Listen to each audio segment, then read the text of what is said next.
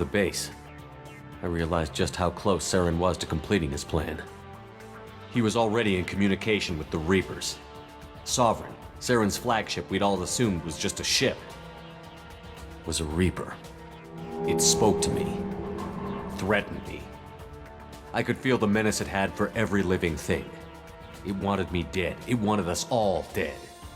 And I knew it was capable of doing just that. What I couldn't understand was why Saren would help it. But there was no time to think about it. Sovereign knew where we were. We had to destroy the base and get the hell out. I split up my team in 2 squads, sending Ash with one and Caden with the other as a distraction. We had a nuke, and we planned to use it. Before we could detonate the bomb, Saren showed up. We fought. I stalled him to make time for my team. And in talking to him, I realized the truth. It wasn't Saren who was indoctrinating everyone. It was Sovereign. The Reaper. And Saren was in deeper than all of them. He tried to convince me he was still in control. Said he found a way to reduce the Reaper's influence, but he was kidding himself. Or believing the lies Sovereign was telling him. Before I could convince him to stop, he ran, leaving me just seconds to extract my squad mates. I tried, but I wasn't fast enough. I could only save one of them.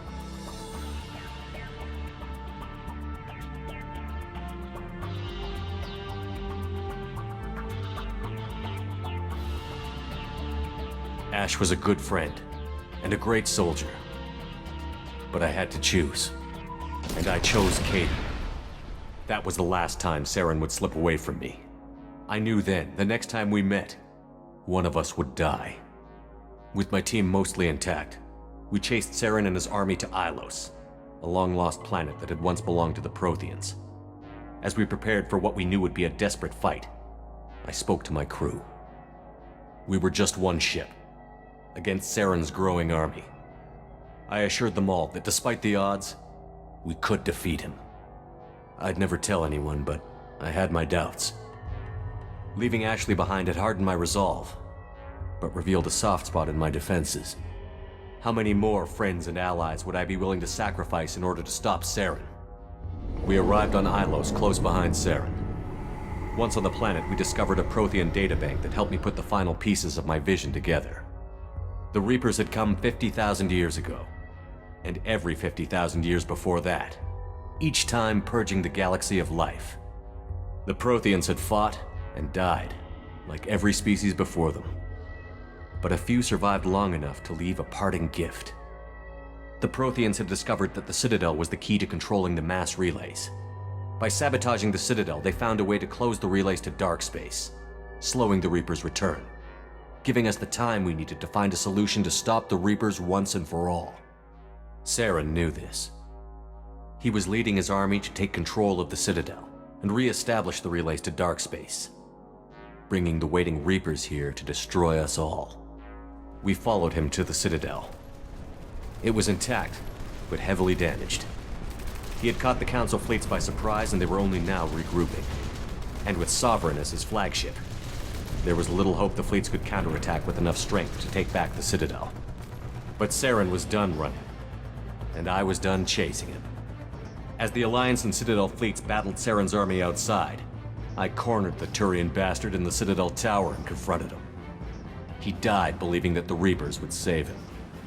As I fought to regain control of the Citadel, the Council's flagship, the Destiny Ascension, fell under attack. Despite Saren's death, Sovereign and Saren's army continued to fight. The Council was aboard the Destiny Ascension, and they were requesting assistance. But I knew in order to help them, I would have to put our human Alliance fleet in jeopardy.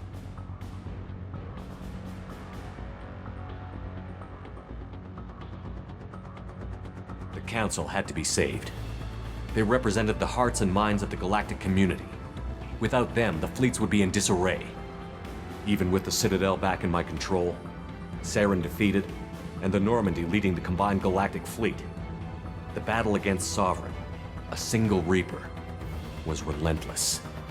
It took the combined fleets of humanity and the other races, but in the end, Sovereign fell.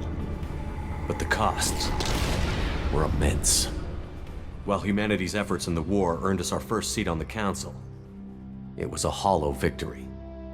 The Reapers were still out there. I knew the fight was far from over, but as the one who'd led the fight against Saren, I was given new responsibilities. The choice of humanity's first counselor was left for me to decide.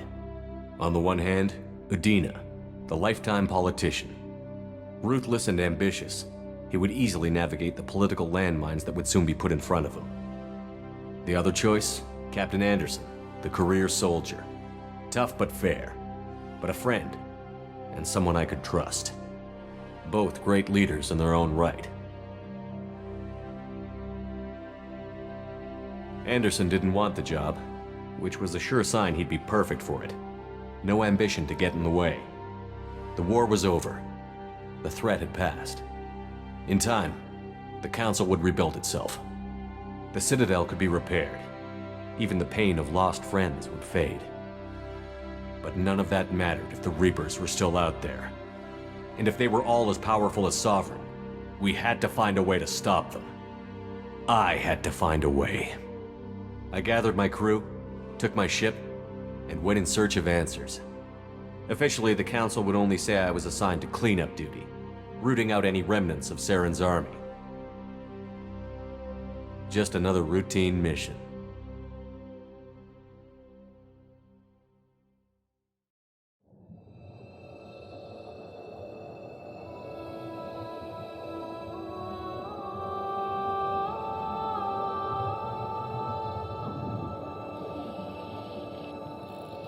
Commander Shepard has been recovered. The Lazarus Project will proceed as planned.